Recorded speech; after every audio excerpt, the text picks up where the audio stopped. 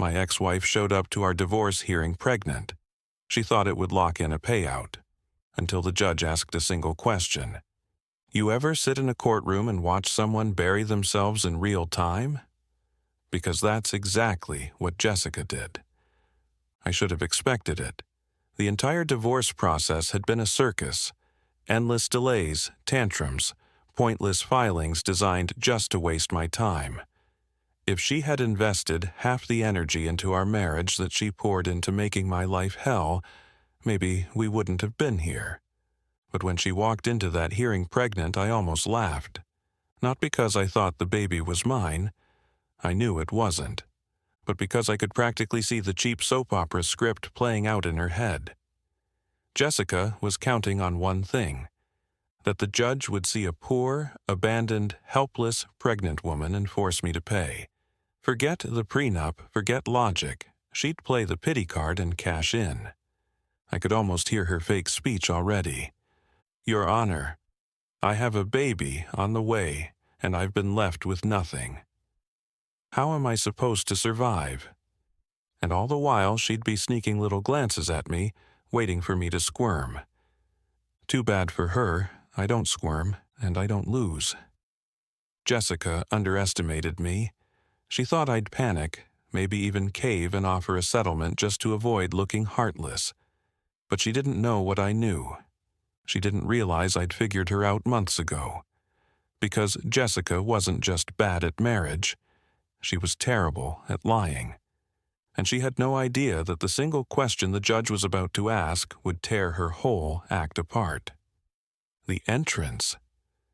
Jessica walked in smug, her hand resting on her belly like she was the tragic star of some courtroom drama.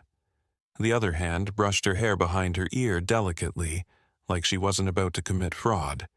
She even let out a dramatic sigh when she sat down, as if this whole ordeal was exhausting for her.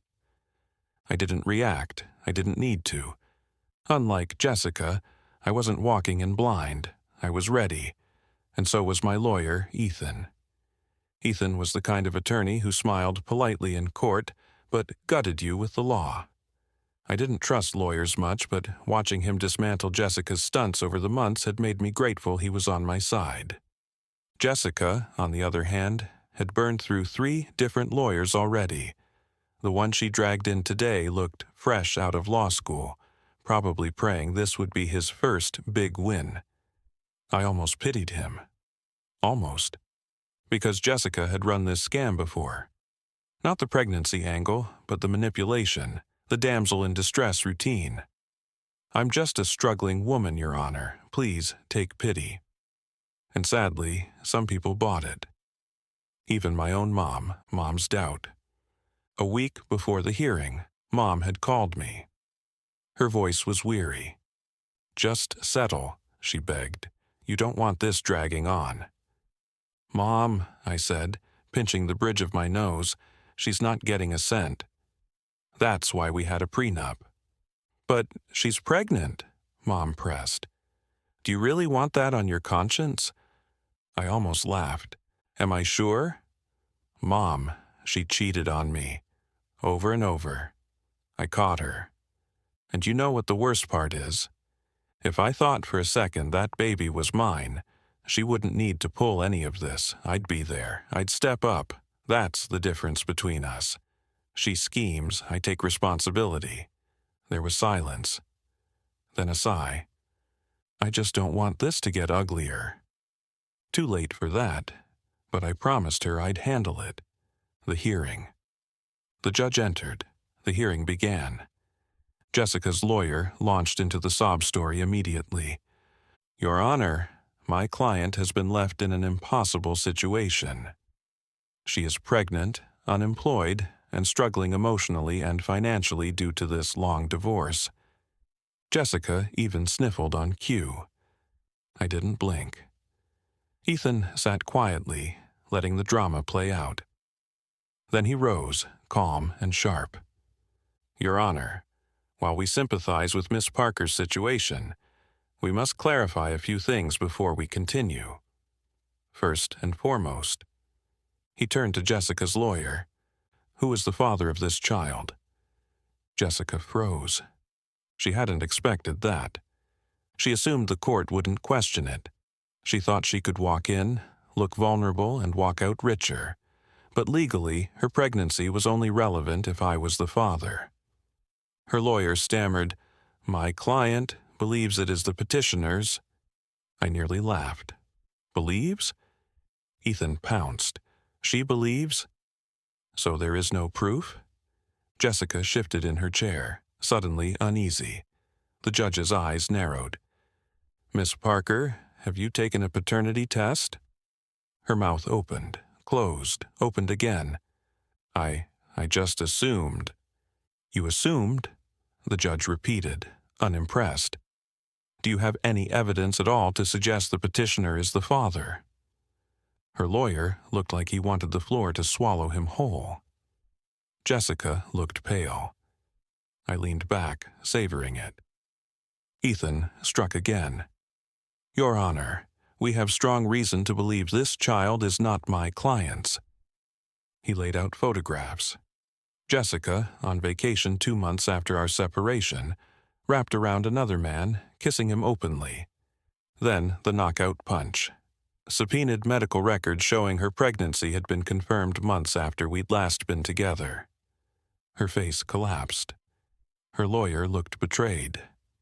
The judge sighed heavily. "Miss Parker," he said sternly, "this court does not tolerate deception. Given the evidence, there is no basis for financial support. The prenup stands. You will not receive alimony or compensation." Boom. Jessica gasped like she'd been slapped. The meltdown. But Your Honor," she shrieked, her voice breaking. "This isn't fair." "I'm about to have a baby, and he just gets to walk away?" The judge rubbed his temples, exhausted. "Miss Parker, this court does not make rulings based on emotional appeals.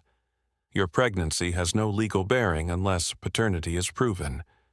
Based on the evidence, it is not." She tried again, her voice climbing higher. "But enough!" The judge cut her off. Jessica snapped. She whipped around in her chair, glaring at me. "You're really going to do this? To your own child?" There it was, her final, desperate gamble. The room went silent. I leaned forward, smiling coldly. "Do you really want to go on record accusing me of being the father? Because we can order a paternity test right now." Her face twitched. She had nothing, and everyone knew it. The judge didn't even bother. He adjourned the hearing. Done. Jessica had lost everything. Aftermath. I walked out with Ethan at my side, Mom behind me. Jessica stormed after us, heels clacking, fury on her face.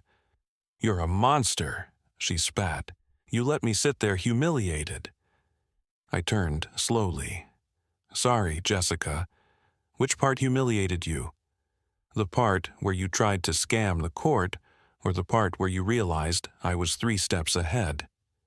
Her jaw tightened. "You set me up." I smiled. "No, sweetheart. You set yourself up. I just let you walk into it." She trembled, then turned to my mom. "Are you okay with this? With what he did to me?" Mom folded her arms. "I'm not okay with what you did to him. You fooled us once. Never again." Jessica's lip quivered. Then came the outburst. "I hope you rot." She lunged toward me, face twisted with rage. "Miss Parker." 2 court officers appeared. "The judge has recommended an inquiry into potential perjury and fraud. You'll need to come with us." Her eyes went wide. "Wait, no, that's not." But they were already leading her back inside. Ethan smirked. That was satisfying. I exhaled slowly. Yeah, it was the fall. The judge didn't just dismiss her plea. He flagged her for possible fraud. Lying under oath? That's perjury. Her attempt at milking the system had backfired. Within weeks, Jessica was fined for wasting the court's time. Her rookie lawyer dropped her like a hot stone. Her attempt to apply for government aid? Denied, paternity proof required. And the cherry on top? Her new boyfriend dumped her. After Ethan revealed those vacation photos, the guy did the math. Realized he wasn't the only man she'd been with. Suddenly, he wasn't sure if he was the father either. I can only imagine that conversation. The last text. Months later, I got a text from an unknown number. Jessica, I hope you're happy. I stared at it, then typed back, I am. Thanks for asking. Blocked her number. Done. She had spent years trying to manipulate, control, and drain me. Now, she was alone. And for the first time in years, I was free. If you enjoyed this story and want more real, dramatic confessions just like it, don't forget to subscribe to Banana Confessions.